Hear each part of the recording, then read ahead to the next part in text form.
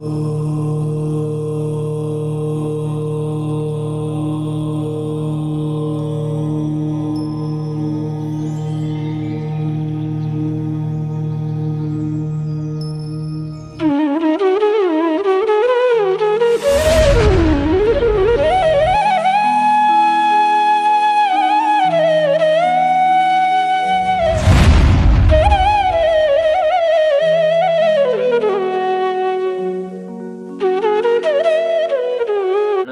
अरिहन्ताणं नमो सिद्धाणं नमो आयर्याणं नमो वज्रायाणं नमो लोये सौवसाहूणम्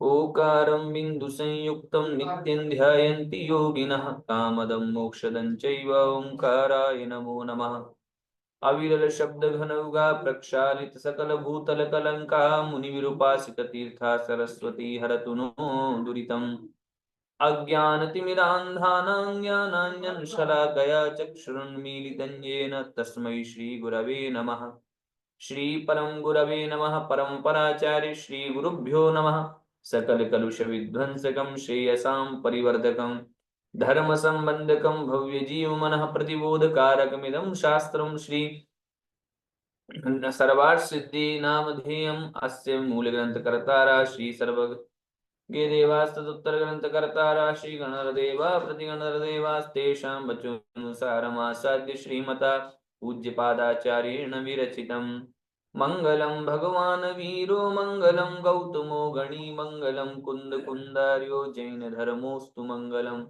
सर्वमङ्गलमाङ्गल्यं सर्वकल्याणकारकं प्रधानं सर्वधर्माणां जैनं ए मम्मी के नट मम्मी के नट हटा के मोक्षमार्गस्य नेतारं भेदारं कर्म भूभृतां यातारं पंच परमेष्टि भगवान की जय। देवादिदेव वृषभनाथ भगवान की जय। सर्वार्थ सिद्धि ग्रंथराज की जय। पूज्यवर श्री पूज्यपाद स्वामी की जय। संत शिरोमणि आचार्य गुरुवर श्री विद्यासागर जी महामुनिराज की जय। पूज्य आचार्य भगवंत श्री समय सागर जी महाराज की जय। पूज्य निर्यापक श्रमण मुनि पुंगव श्री सुधा सागर जी महाराज की जय। अढ़ाई द्वीपस्थ समस्त महामुनिराजों की जय। उसके हम दे रहे दीदी की भी दे रहे हम अपनी दे सबकी दे रहे फोटो कॉपी करा लो कल संडे। अब बार बार डिस्टर्ब नहीं करो आप क्या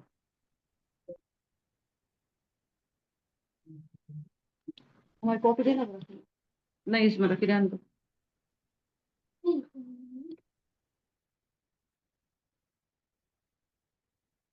कल तक हमने क्रमशः ज्ञानावरण दर्शनावरण इन दोनों कर्मों के आश्रमों के हेतु जो हैं प्रदोष निर्णव मात्सर्य अंतराय आसादन और उपघात इन पर विचार किया था। उसके उपरांत वेदनीय असाता वेदनीय वेदनीय कर्म के दो भेद किए, साता वेदनीय और असाता वेदनीय, जिसमें असाता वेदनीय के आश्रव के कारण दुख शोक तापा क्रंदन बध परिदेवनान्यत्व परोवस्थानान्य सद्वेद्यस्य दुख मनाना शोक मनाना आक्रंदन बध परिदेवन इत्यादि ये असाता वेदनी कर्म के आश्रव के कारण है। इस प्रकार से हमने पढ़ा था। तदुपरांत साता वेदनी के आश्रव के कारण पढ़े थे हमने आश्रव के कारण केवली श्रुत संग धर्म देवा वर्णवादो दर्शन मोहस्य, अर्थात केवली में श्रुत में संग में धर्म में देव में इत्यादि में अवर्णवाद लगाना।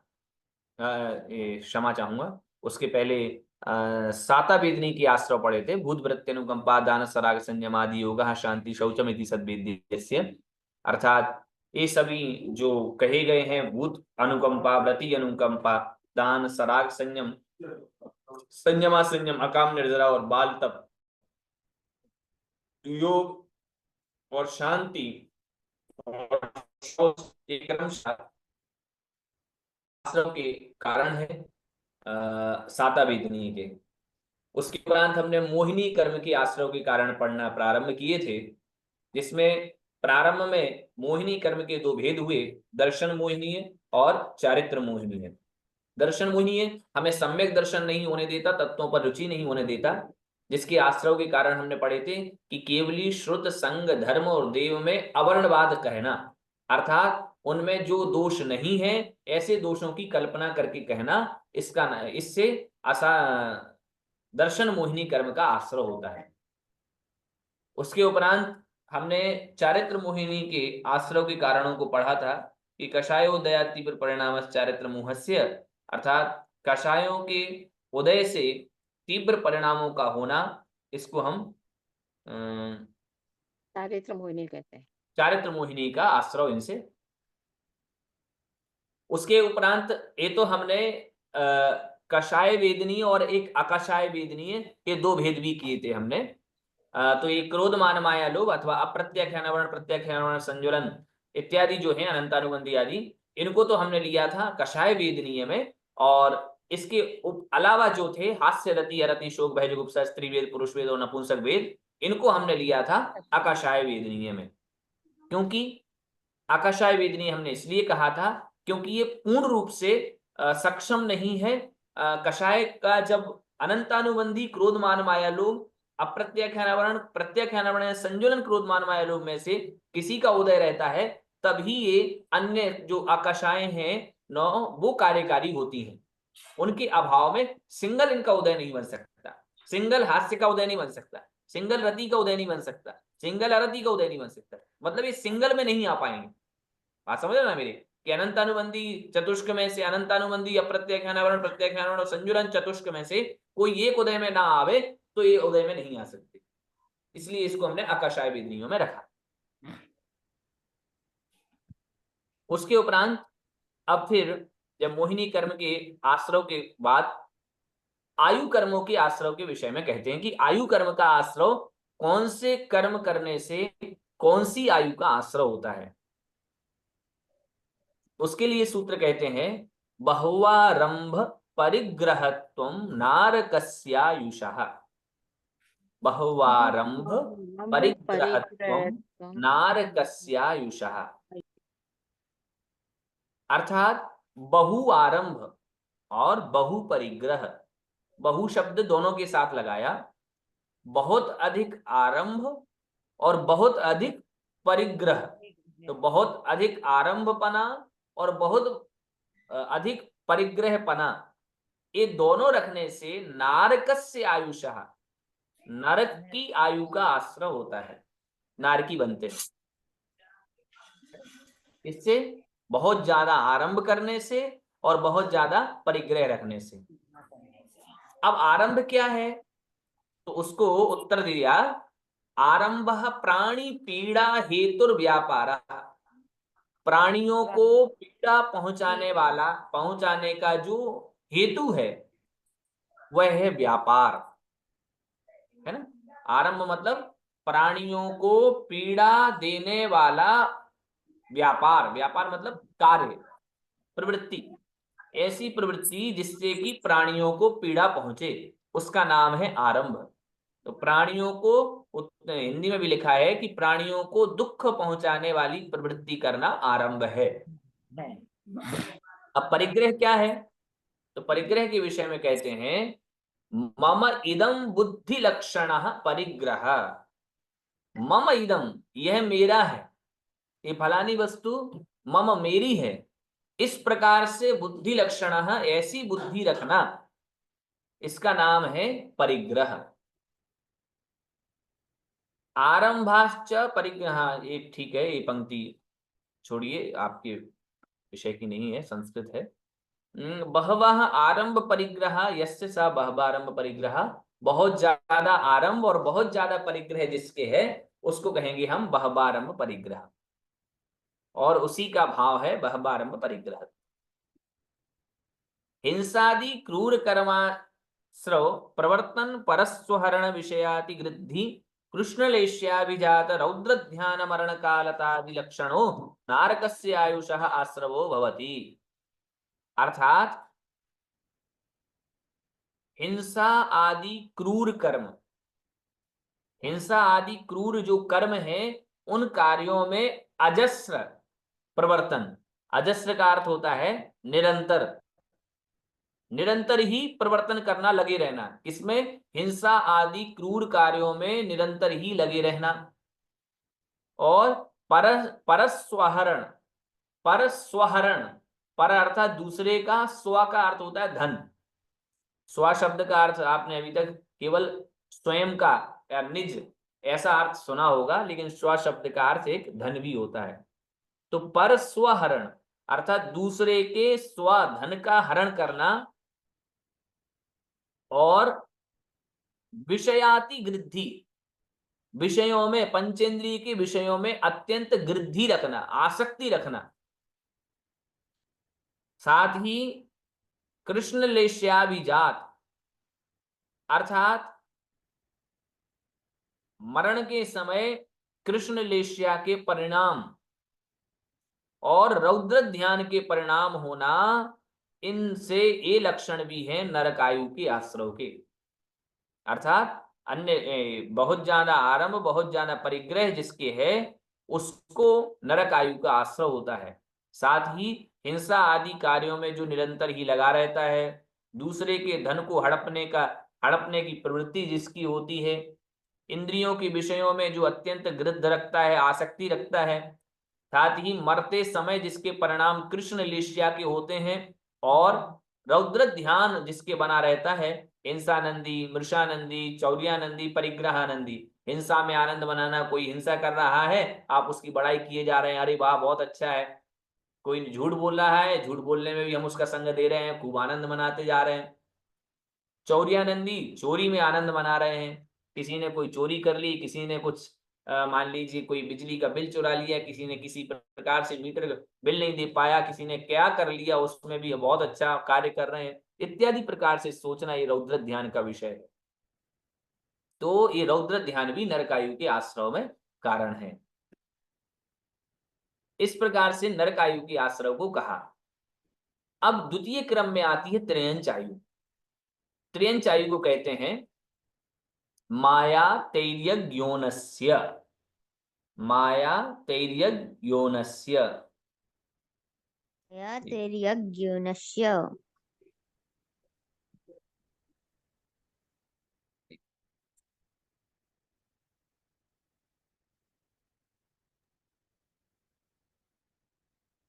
मायाचारी करने से, तैर्यग त्रियंच योनस्य आयु का, मायाचारी करने से त्रियंच आयु का आश्रय होता है।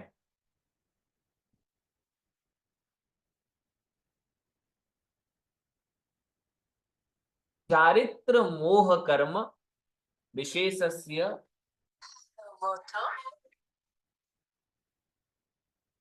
चारित्र मोह कर्म विशेषस्य उदयात आविर्भूत आत्मनः कुटिल भावो माया निकृति तैर्यग योनस्य आयुषः आश्रवो वेदितव्यः। अर्थात चारित्र मोहिनी कर्म विशेष के उदयात, उदय से, आविर्भूत उत्पन्न हुआ, आत्मनः आत्मा का, कुटिल भाव जो कुटिल भाव है उसको हम माया कहते हैं, और इसी को हम निकृति ही, निकृति कहते हैं। इसी का अपर नाम है निकृति, है ना। किसका? मायाचारी को हम निकृति ही भी कहते हैं। तो चारित्र मोहिनी कर्म के उदय से आत्मा में जो कुटिल भाव पैदा होता है, अर्थात मन में कुछ, वचन में कुछ और काय में कुछ, इस प्रकार की जो प्रवृत्ति है उसका नाम है कुटिल भाव। अर्थात टेढ़ेपन का भाव, सीधे नहीं, अर्थात मन सीधा नहीं है, वचन सीधा नहीं है, या काय से प्रवृत्ति ठीक नहीं है, तो वह कुटिल भाव कहलाएगा। उस कुटिल भाव को ही हम माया कहेंगे और उसे ही हम निकृति कहते हैं। इस कारण से, इस भाव से तैर्यग योनस्य अर्थात त्रियंच आयु की आयु का आश्रव, आश्रव वेदितव्य जानना चाहिए। अब इसके विषय में कहते हैं तत्प्रपंचो, उसका प्रपंच कहते हैं, अर्थात उसके विषय में और विस्तार से कहते हैं कि मिथ्यात्वोपेत धर्म देशना, अर्थात मिथ्यात्व मिथ्यात्वोपेत, मिथ्यात्व से सहित धर्म की देशना, धर्म का कथन, जिसमें मिथ्यात्व का समावेश हो, तो मिथ्यात्व का समावेश करके मिथ्यात्व से मिली हुई बातों को मिला करके धर्म के रूप में परोसना। साथ ही निःशीलता तिसंधान प्रियता, निःशील अर्थात सील से रहित जीवन, और अतिसंधान प्रियता, अतिसंधान का अर्थ कर बताया था धोखाधड़ी, तो अत्यंत धोखाधड़ी वाला जीवन जीना, अविश्वास वाला जीवन जीना, दूसरों को ठगने वाला जीवन जीना, और मतलब जिसको अत्यंत ठगी वाला जीवन पसंद है। साथ ही नील कपोत लेश्या आर्त ध्यान मरण कालता दी, साथ ही मरण के समय में नील और कापोत लेश्या वाले परिणाम रखना, और आर्त ध्यान, आर्त ध्यान करना, मरण के समय नील लेश्या अथवा कापोत लेश्या या फिर आर्त ध्यान करते हुए मरण होना।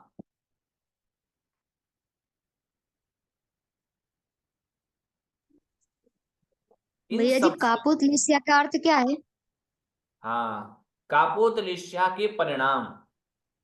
तो ये जो लेश्या है, ये लेश्या एक प्रकार से परिणामों पर है, आधारित होती हैं। तो ये जो लेश्याएं होती हैं वह 6 होती हैं। उन 6 लेश्याओं का क्रमशः 2 भागों में विभाग किया गया है। शुभ लेश्या और अशुभ लेश्या। कृष्ण नील कापोत ये अशुभ लेश्या में है, जबकि पीत पद्म शुक्ल शुभ लेश्या में है, जिसमें से कापोत लेश्या में दूसरों के ऊपर गुस्सा करना, निंदा करना, किसी की, दूसरों से ईर्ष्या करना, पर का, दूसरे का तिरस्कार करना, अपनी प्रशंसा करना, दूसरों पर विश्वास नहीं करना, और जो हमारी प्रशंसा करे सो उसको धन आदि प्रदान करना, ये सब कापूत लेश्या वाले परिणाम होते हैं। इस प्रकार के परिणामों से युक्त जो होता है उसकी कापोत लेश्या होती है। तो कह रहे हैं कि एक कारण भी बताएं कि एक तो आत्मा का कुटिल भाव होना, इससे इसको मायाचारी कहते हैं, और ऐसे परिणाम होने से त्रियंचायु का आश्रय होता है, और मिथ्यात्व से युक्त धर्म की देशना देना। जय जिनेन, क्या भैया जी जय जिनेन, निकृति का अर्थ क्या होता है? मिथ्यात्व का अर्थ? हाँ। मिथ्यात्व का अर्थ होता है तत्व पर श्रद्धा नहीं होना। मिथ्यात्व का अर्थ है जिस वस्तु का जैसा स्वरूप है वैसा नहीं होना, वैसा नहीं कहना। मिथ्यात्व का अर्थ है देव शास्त्र गुरु पर श्रद्धा नहीं करना, अन्य कुदेवों पर श्रद्धा करना, ये सब मिथ्यात्व है। वस्तु का और सही चीज देखें तो वस्तु का जैसा स्वरूप है वैसा नहीं जानना, इसका नाम है मिथ्यात्व। हमारे पास जैसे शरीर में ही आत्मा को मानना, आत्मा शरीर का देहावसान हो गया तो हम रोने लगे, ऐसा मान करके कि मानो आत्मा ही मर गई, ये कहलाएगा मिथ्यात्व। नहीं, क्या हुआ?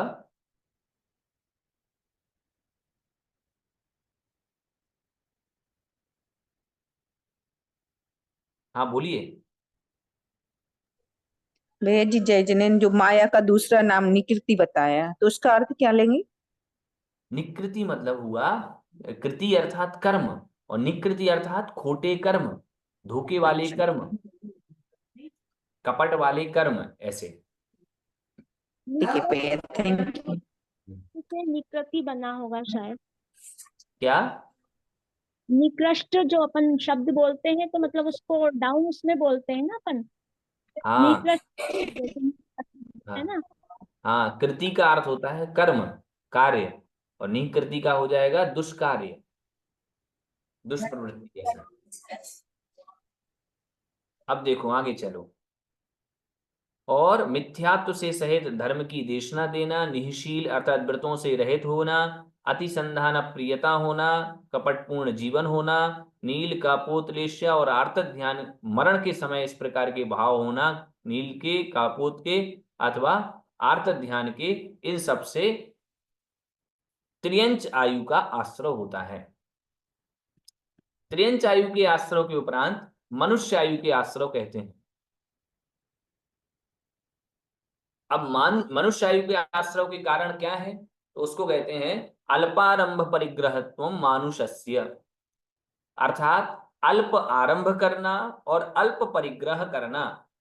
हमने आरंभ और परिग्रह की परिभाषा पढ़ी ली ऊपर कि प्राणियों को दुख देने वाला जो व्यापार है उसको हम आरंभ कहते हैं, और मम इदम मेरा यह है उसको हम परिग्रह कहते हैं। ऐसे भाव को कि यह मेरा है ऐसा भाव परिग्रह है। तो अल्प आरंभ अर्थात कम आरंभ करना, कम से कम प्राणियों की हिंसा हो इस प्रकार के व्यापार करना, और कम से कम पदार्थों में मेरा यह है ऐसी बुद्धि रखना, इससे मनुष्य आयु का आश्रय होता है। कह रहे हैं नारकायु आश्रवो व्याख्याता, नरकायु की आश्रव को हमने कह दिया है। तद विपरीतो मानुषस्य आयुषः इति संक्षेपः, यदि संक्षेप में कहा जाए तो तद विपरीतः नरक आयु के जो आश्रव के कारण है उससे विपरीत कर देंगे तो मनुष्य आयु का आश्रव हो जाएगा। अर्थात जो लक्षण दिया था बहवारंभ परिग्रहत्वम, तो बहवह बहु शब्द को हटा करके अल्प शब्द जोड़ दीजिए तो बस विपरीत किया तो मनुष्य आयु के आश्रय होगा। तद व्यासः विनीत स्वभावः, और साथ ही उसके विषय में कहते हैं विस्तार से, तद व्यासः अर्थात उसका विस्तार इस प्रकार है, विनीत स्वभावः, स्वभाव कैसा हो, विनीत हो, विनम्र हो। एक बार अगर बात कर ली तो मन हो जाए कि नहीं ये व्यक्ति बहुत अच्छा, तो स्वभाव से कोई विनीत हो, विनम्र हो। प्रकृति भद्रता, प्रकृति अर्थात स्वभाव उसकी भद्र हो, अच्छी प्रकृति वाला हो। और प्रगुण व्यवहारता, प्रगुण मतलब होता है सरल, कि प्रगुण व्यवहारता हो, उसमें सरलता हो, उसके भीतर उसके मन वचन काय में एकता हो। और तनु कषायत्वम, तनु अर्थात कम, कम कषाय वाला हो। भैया जी भद्र का अर्थ क्या है भैया जी? भद्र भद्र मतलब अच्छा, अच्छा परिणामी, हाँ कुशल परिणामी। और तनु कषायत्वम, कषाय थोड़ी सी होना, साथ ही मरण के समय, मरण काल, संक्लेशता आदि, मरण के समय में संक्लेश रूप परिणाम होना। अर्थात संक्लेश रूप परिणाम कैसे होंगे, संक्लेश रूप परिणाम ऐसे होंगे जब मरने लगेगा तो बाद में ऐसा लगेगा हे भगवान मैं कहाँ जाऊंगा, हे भगवान मैंने अपना जीवन तो नरक बना लिया, मैंने तो अपने जीवन में कुछ किया ही नहीं, धर्म का कुछ पढ़ा ही नहीं, अब तो मेरा जीवन ऐसे ही चला गया, क्या करूं भगवान। इस प्रकार के परिणाम होंगे। तो यह नहीं भैया जी, जय हाँ। जिनेन्द्र भैया जी, मतलब ऐसे परिणाम नहीं होना ऐसा है क्या मतलब मरण काला संक्लेश, संक्लेशादि, एक मिनट तो एक मरण मिनट काला हाँ हाँ तो असंक्लेश बनेगा। सुनो सुने सुने सुने सुने सुने जी मरण काल असंक्लेशता आदि, ठीक है?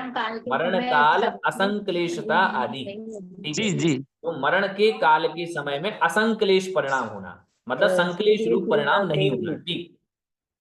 मरण काल में, हाँ ठीक सही पकड़े, कि मरण काल में असंक्लेश परिणाम होना, कि मरण काल के समय में संक्लेश परिणाम नहीं होना, इत्यादि प्रकार से, इत्यादि में ये सब परिणामों से अल्प मनुष्य आयु के आश्रय के कारण है। किम एतावानेव मानुषस्य आयुषः आश्रवा इत्यत्र उच्यते।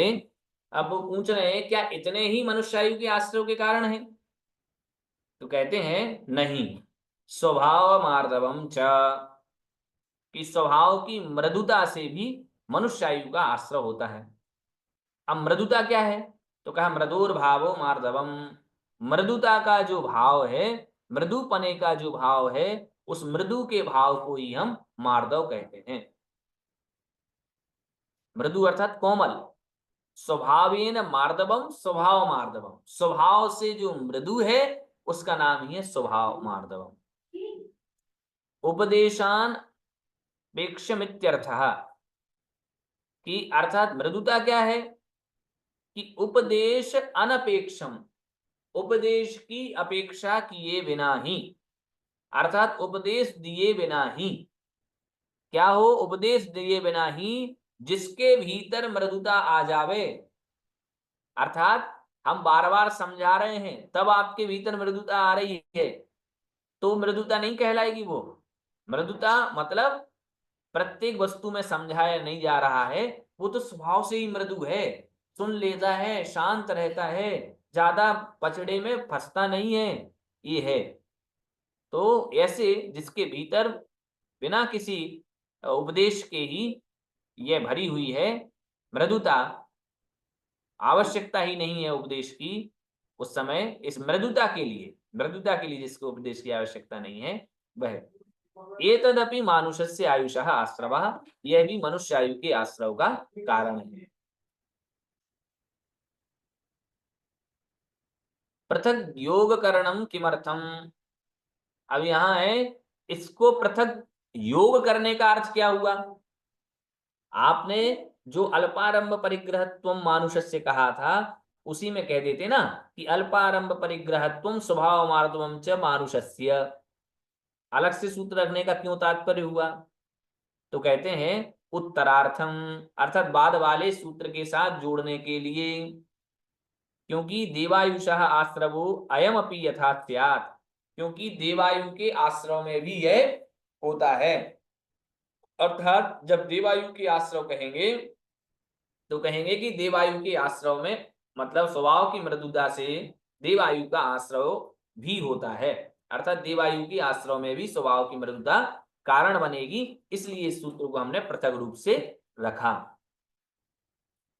किम एतदेव द्वितीयं मानुषस्य आश्रवः न इत्युच्यते, तो कहा क्या किम एतदेव द्वितीयं, अर्थात ये दो ही, कौन कौन से, एक तो अल्पारंभ परिग्रहत्व और स्वभाव मार्दवम च, ये दोनों ही मानुषस्य आश्रवः, क्या ये दोनों ही मनुष्य आयु के आश्रव हैं, इसके अलावा नहीं है, तो कहा न इत्युच्यते, ऐसा नहीं है।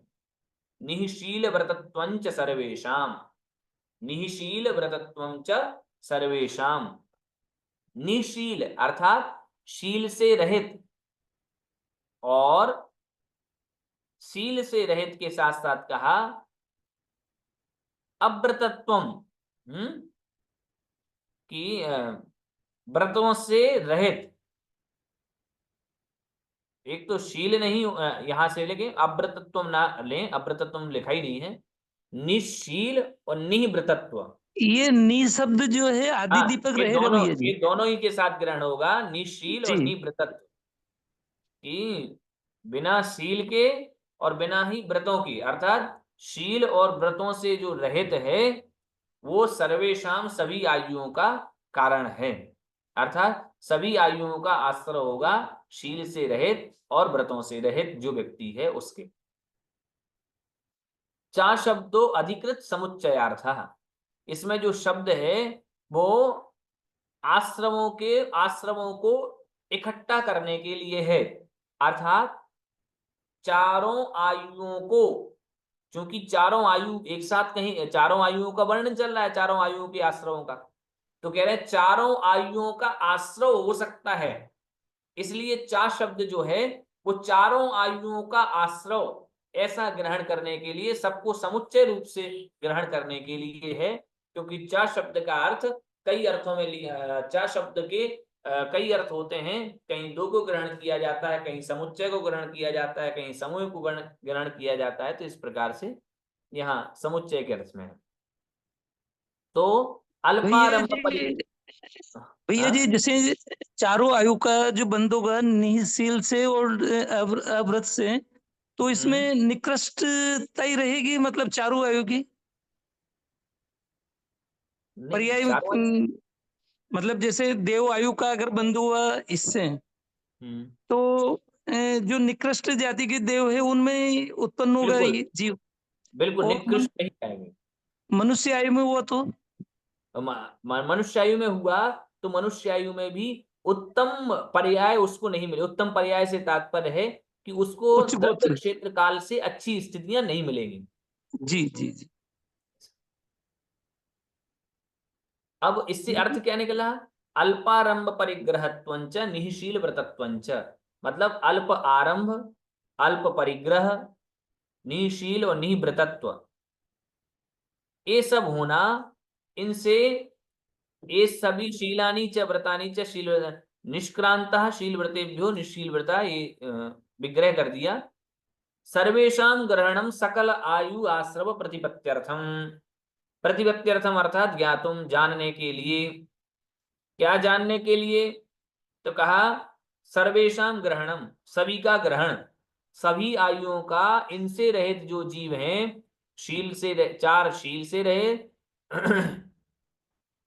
व्रत से रहित 7 शील से और व्रतों से रहित जो जीव हैं, उनके सभी आयुओं का, सर्वेषां ग्रहणम, सभी आयुओं का आश्रय हो सकता है, ऐसा कहने के लिए सूत्र है। इसीलिए यहां सर्वेषां पद दिया है। किम देवायुषोपि भवति, तो कहा क्या देवायु भी होती है क्या इससे? अर्थात शील और व्रतों से रहित पना जो है वो देवायु का भी आश्रय का कारण है? उत्तर देते हैं उसी बात को, देखो जो आपने अभी पूछा, सत्यम अर्थात हाँ, भवती भोग भूमिजा अपेक्षया, भोग भूमिज अपेक्षया, कि सत्य में होता है ना, देवायु का आश्रय भी होता है। किनको होता है? भोग भूमिज अपेक्षया, भोग भूमिजों की अपेक्षा। क्योंकि भोग भूमिया जो जीव हैं वो कहाँ जाएंगे? देवायु में जब जाएंगे तब कैसे जाएंगे? तो कहा कि उनके तो निःशील, अर्थात वो तो शील 7 शीलों को भी ग्रहण नहीं कर सकते वहां, और ना व्रती हो सकते हैं, क्योंकि भोग भूमि है, भोग भूमिज है। तो भोग भूमिजों की अपेक्षा यहाँ पर निःशील व्रतत्वंच सर्वेषाम ऐसा कहा। लेकिन अन्य की अपेक्षा, हाँ, जो आप कह रहे हैं उसको थोड़ा सा और ठीक कर लीजिए कि निःशील व्रतत्व में मनुष्य अन्य आयुओं की अपेक्षा से जो देवायु में जाएंगे उन जीवों के लिए इस प्रकार के भाव नहीं करना है, अर्थात वो जीव तो देवायु का आश्रय होने नहीं होगा। तो जो भोग भूमि जो जीव है, तो जैसे वो शील से भी नहीं है और व्रत से भी नहीं है, तो उनको अगर देव आयु का हुआ तो फिर वो कौन से में जाएंगे? भुवनेत्रिक में जाएंगे या वैमानिक में जाएंगे? वह भवनेत्रिक और वैमानिक जा सकते हैं, वैमानिकों में भी जा सकते हैं। अच्छा, दोनों में जा सकते हैं। हाँ जी। अथ चतुर्थस्य आयुषः का आश्रवः इत्युच्यते। भैया जी, क्या भोग भूमि के सभी जीव जो है वो देवायु में जाते हैं क्या? भोग भूमिया जो जीव हैं वो देवायु में जाएंगे। अच्छा, ठीक है भैया जी। चतुर्थ आयु के आश्रव के कारण कहते हैं सराग संयम संयमा संयमा काम निर्जरा बाल तपांसी दैवस्य। सराग संयम संयमा संयमा काम निर्जरा बाल तपांसी दैवस्य, अर्थात देवायु के, देवायु का आश्रय होता है। किससे होता है? सराग संयम, संयमा संयम, अकाम निर्जरा और बाल तपांसी बाल तप, ये सभी देवायु के आश्रय में कारण है। इन सभी के ऐसे परिणाम होने से देवायु का आश्रय होता है। अब कहा सराग संयम और संयमा संयमश्च व्याख्यातौ। सराग संयम और संयमा संयम दोनों कह दिए हैं। संयमा संयम तो, सराग संयम तो आपने अपन को पता चल गया कि राग सहित जो परिणाम है वह सराग संयम है। और संयमा संयम क्या हुआ था? हमने बताया था आपको कि 5 अणुव्रतों को एक देश रूप में ग्रहण कर लिया तो ये 5 व्रतों को एक देश रूप में ग्रहण करने से संयम प्रकट हो जाता है, लेकिन 5 व्रतों को सूक्ष्म रूप से ग्रहण नहीं करने पर, स्थूल रूप से अभी ग्रहण किया था लेकिन मुख्य पूर्ण रूप से नहीं त्यागा था, इस अपेक्षा से उनके असंयम प्रकट रह जाता है। उसी अवस्था को हम संयमासंयम कहते हैं। अकाम निर्जरा अकामश्चारक निरोध बंधन बद्धेषु शुतृष्णा निरोध ब्रह्मचर्य भूशय्या मल धारण परितापादि। अब अकाम निर्जरा क्या है? तो कहते हैं अकाम निर्जरा अकामश्चारक निरोध, अर्थात चारक में रोक रखने पर, देखो हिंदी में लिखा नीचे कि चारक में रोक रखने पर या रस्सी आदि से बांध रखने पर जो भूख प्यास सहनी पड़ती है, ब्रह्मचर्य पालना पड़ता है और भूशय्या भूमि पर सोना पड़ता है, और मल मूत्र को जो रोकना पड़ता है, और परिताप आदि जो होता है, ये सब अकाम है। और इससे जो हो रही है, इससे जो निर्जरा होती है वह अकाम निर्जरा है। मैंने कल आपको शायद पहले बताया भी था कि बिना इच्छा के, काम का अर्थ होता है इच्छा, और अकाम हो गया बिना इच्छा के ही ये सब काम हो रहे हैं। तो बिना इच्छा के जब ये सब काम होते हैं तो उसको यम की अर्थात जबरदस्ती भूख प्यास सहनी पड़ रही है, ब्रह्मचर्य का पालन करना पड़ रहा है, भूमि पर सोना पड़ रहा है, हाँ? करना पड़ रहा है, कर नहीं रहे, इस कारण से जो निर्जरा हो रही है वह अकाम निर्जरा है। बाल तपो मिथ्या दर्शनोपेतम मनुपाय काय क्लेश प्रचुरम निकृति बहुल व्रत धारणम। अब कह रहे हैं बाल तप क्या है? तो मिथ्या दर्शनोपेत, मिथ्या दर्शन से सहित होकर के मोक्ष मार्ग में जो कायक क्लेश, मोक्ष मार्ग में जो अनुपाय अर्थात उपयोगी नहीं है, ऐसे कायक क्लेश प्रचुरम, काय की क्लेश को प्रचुर मात्रा से, बहुलता से, और निकृति बहुल व्रत धारणम, निकृति से अर्थात मायाचारी से बहुत सारे व्रतों को धारण कर लेना, ये बाल तप। मतलब मिथ्यात्व के कारण से, देखो हिंदी में क्या लिखा कि मिथ्यात्व के कारण मोक्ष मार्ग में उपयोगी न पड़ने वाले कायक क्लेश बहुल, जो मोक्ष मार्ग में उपयोगी नहीं है, ऐसे तपों को तपना, अर्थात पंचाग्नि तप को तप रहे हैं। अब वो कारण ही नहीं है मोक्ष मार्ग में, उससे आप मोक्ष मार्ग का कोई नाता ही नहीं है, लेकिन जबरदस्ती ऐसे काय को क्लेश देने वाले कार्य कर रहे हैं। और निकृति अर्थात मायाचारी से बहुल व्रतों को धारण कर रहे हैं, बहुत सारे व्रतों को धारण कर रहे हैं, इसका नाम ही है बाल तप, खोटे तप, जिसे हमने कहा था पहले। तान नेतानि दैवस्य आयुषः आश्रव हेतवः वेदितव्यः। ऐसे इनको देवायु का आश्रव, ये सब देवायु के आश्रव के हेतु हैं, कारण है, ऐसा जानना चाहिए। फिर इसके उपरांत कहते हैं किम एतावानेव दैवस्य आयुषः आश्रवः, क्या इतने ही देवायु के आश्रव के कारण हैं? उत्तर देते हैं न इत्याह, अर्थात नहीं, और भी हैं। कौन है? तो कहा सम्यक त्वंच, कि सम्यक दर्शन भी देवायु के आश्रव का कारण है। साथ ही फिर कहते हैं किम दैवस्य आयुषः आश्रवम इत्यनुवर्तते। अब व्याख्या करते हैं कि देवायु का आश्रव होता है, ऐसी अनुवृत्ति ऊपर से ग्रहण करनी चाहिए। जो लगाया है इसीलिए लगाया है कि इससे सम्यक दर्शन से भी सम्यक सहित परिणाम होते हैं, उससे भी देवायु का आश्रय होता है। अविशेषाभिधाने भी सौधर्मादि विशेष गति ही, और साथ ही यह कहेंगे कि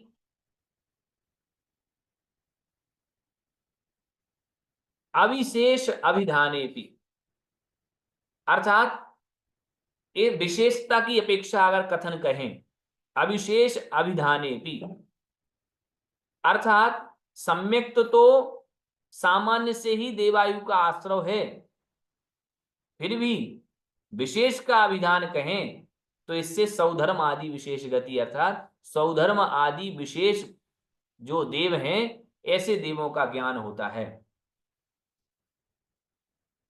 कुतः, ऐसा कैसे कहते हो? तो कहते हैं पृथक करणात, ये जो अलग से सम्यक त्वंचा लिखा, इससे यह मालूम चलता है कि सम्यक दर्शन से जो युक्त होगा वो वैमानिकों में ही जाएगा, वैमानिक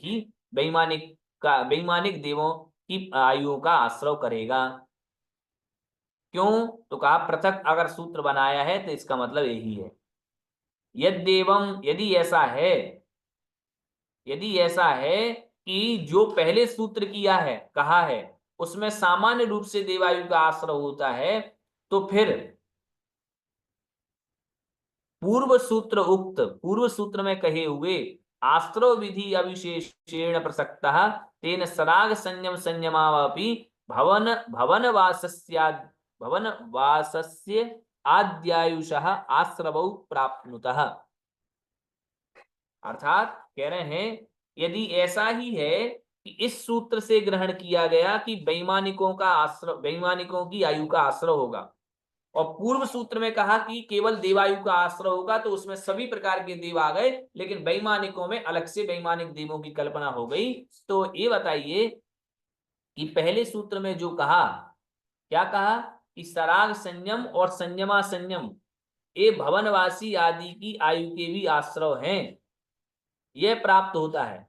फिर तो ये हो जाएगा कि सराग संयम और संयमा संयम इनसे भी क्या होता है, भवनवासी आदि की आयु का आश्रय होता है, ऐसा प्राप्त हो जाएगा। फिर तो ऐसा सूत्र का अर्थ निकलने लगेगा, जबकि सराग संयम और संयमा संयम से भवनवासी क्यों बनेंगे?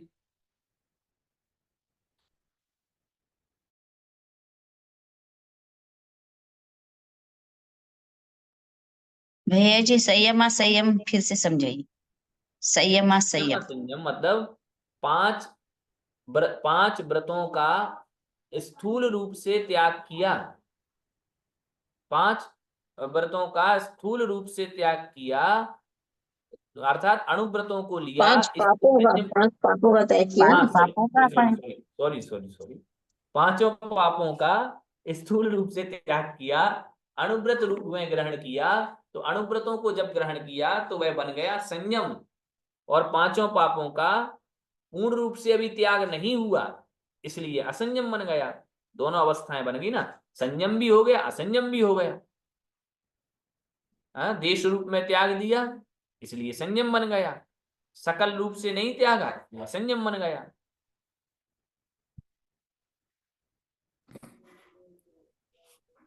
भैया ये सराग संयम भी थोड़ा समझा दीजिए। सराग संयम पहले बताया था अपन ने, इसी के ऊपर पहले अपन ने पढ़ा था कि राग सहित संयम जो मुनि महाराज होते हैं उनके सराग संयम होता है, क्योंकि अभी राग पढ़ा हुआ है, सत्ता में राग है उनके, लेकिन संयम है। संयम तो उन्होंने ग्रहण कर लिया, लेकिन अभी राग सहित संयम है, क्योंकि और कषायों का वहां उदय है, इस अपेक्षा से वहां सराग संयम रहता है। तो कहने का मतलब ये हुआ कि सराग संयम मुनि महाराज को होगा, मुनि और महाराज, संयम संयम पंचम गुण स्थान वर्तियों को होगा। बिल्कुल। धन्यवाद भैया। हाँ, तो अब देखो क्या तो भैया कहा। जी, ये जो हाँ, मुनि महाराज हैं, ये तो छठे गुरु स्थान बढ़ते हैं, तो ये तो वैमानिक देवों में भी जन्म होता होगा ना इनका? तो हाँ, ये हाँ, तो ब्रह्मचर्य में भी जा सकते हैं? वही शंका यहाँ उठाई है उन्होंने, उसी का उत्तर दे रहे हैं कि सराग संयम और संयमा संयम इनसे भवनवासी आदि की आयु का भी आश्रय होने लगेगा। यदि सामान्य रूप से उन्होंने कहा वहां पे, तो ऐसा भी ग्रहण होगा। उत्तर दे रहे हैं अब, नैष दोषः, ये कोई दोष नहीं है। क्यों नहीं है? तो का सम्यक तो अभावे सती, कि सम्यक के अभाव में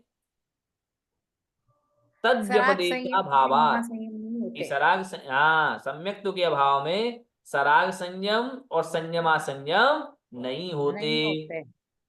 इसलिए व्यपदेशा भावात तद उभयमपि अत्र अंतर्भवति, इसलिए उन दोनों का यही अंतर्भाव होता है। अर्थात ये भी स्वधर्म आदि देवायु के आश्रव हैं, क्योंकि ये सम्यक्त्व के होने पर ही होते हैं। बिना संयम के इनकी स्थिति बनेगी नहीं। सराग संयम और संयमा संयम से भी वैमानिक देव बनते हैं। हाँ, अर्थात जब सम्यक दर्शन होगा तभी सही तुम संयम ले पाओगे, तभी तुम पांचों पापों को एक देश रूप में त्याग पाओगे, तभी तो पांचवा गुण स्थान बनेगा, है ना।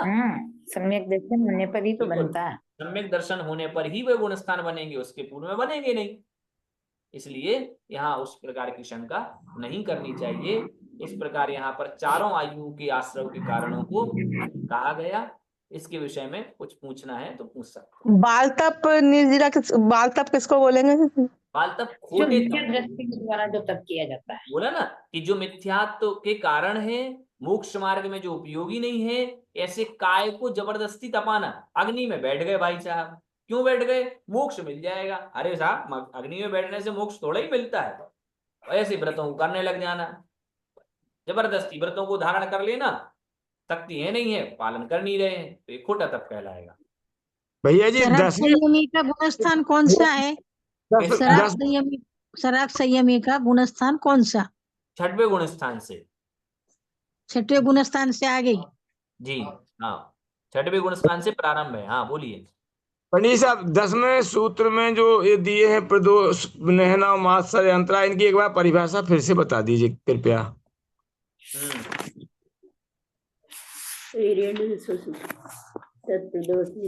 देखिए, प्रदोष, प्रदोष का अर्थ है जी क्या? काल करके ही साक्षात इसमें देखिए।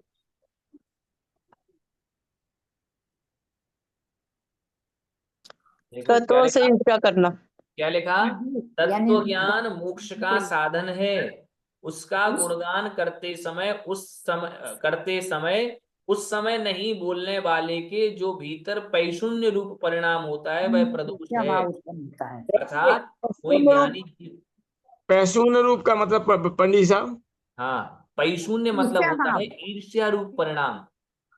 अच्छा, मन में ईर्ष्या है लेकिन बोल नहीं रहे हैं उसके खिलाफ। मन में तो है कि नहीं नहीं, इसका ज्ञान ठीक नहीं, ये अच्छा नहीं, तत्व से ईर्ष्या करना। हाँ, ऐसे मन में भाव रखना लेकिन मन से बाहर नहीं निकालना, ये प्रदोष है। अब पंडित जी को बताने दीजिए कृपया, पंडित जी को बोलने दीजिए केवल। दूसरा है निन्नव। निन्नव का अर्थ होता है छुपाना, कि मैं किसी कारण से ज्ञान को छुपाना, बोलना ऐसा नहीं है किसी ने कुछ पूछा मैं नहीं जानता, ऐसा कह करके ज्ञान को छुपाना, इसका नाम है निन्नव। उसके बाद है मात्सर्य, कि अब देखो ज्ञान का अभ्यास तो है, जानते भी हैं, लेकिन किसी ने पूछा तो हम दे नहीं सकते उसको ज्ञान, उसको बता नहीं सकते। क्यों नहीं बता सकते हैं? क्योंकि भैया यदि बता देंगे तो ये हमारे बराबर हो जाएगा, ये हमारे जैसा हो जाएगा, इसको भी हमारे जितना ज्ञान हो जाएगा। ऐसा विचार रखना, यह मात्सर्य भाव है।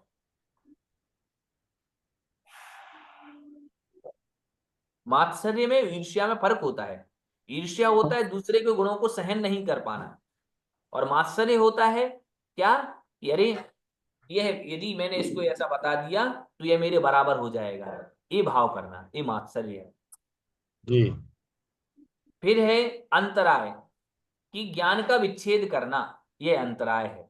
अर्थात ज्ञान में विघ्न डालना, बातें करने लग जाना, प्यार से मंदिर में बातें करने लग जाना, पढ़ नहीं पाए हैं, किसी पुस्तक छुपा देना, पुस्तक यहाँ की वहां कर देना, ये सब कारण होंगे, इससे अंतराय होगा। और आसादन कहते हैं कोई ज्ञान बता रहा है, लेकिन कोई ज्ञान कह रहा है, कोई ज्ञान की बातें बता रहा है, और हम पीछे से हाथ से इशारा करके मना कर रहे हैं कि सुनो इसकी बात ग्रहण मत करो, इसके वचन ठीक नहीं, नहीं नहीं आप जो बोल रहे हो ठीक नहीं है। अर्थात सही ज्ञान का प्रकाश हो रहा है, लेकिन बैठे बैठे नीचे से ही इशारों के माध्यम से उसके ज्ञान को निषेध करना, यह आसादन है।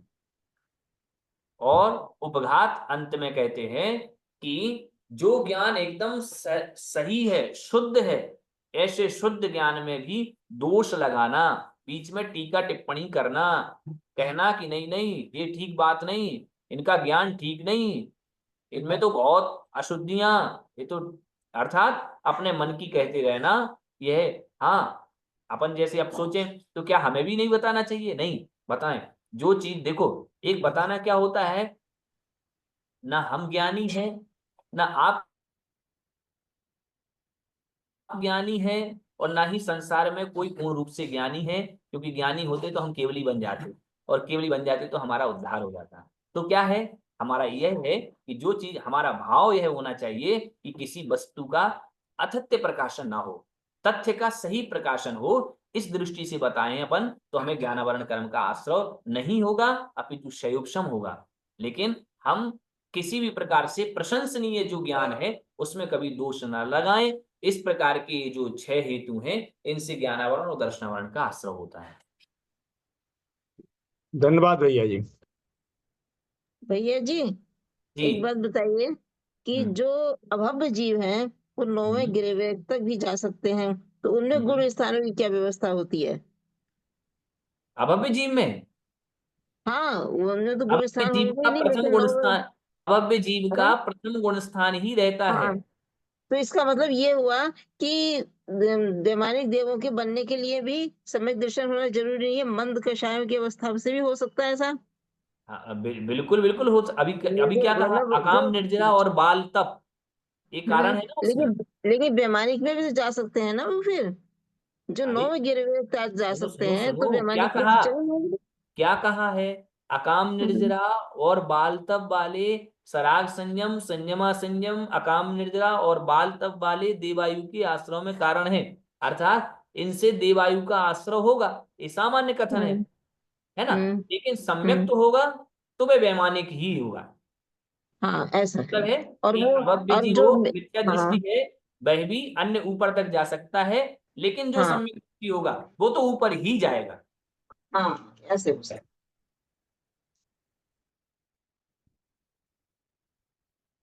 ठीक है।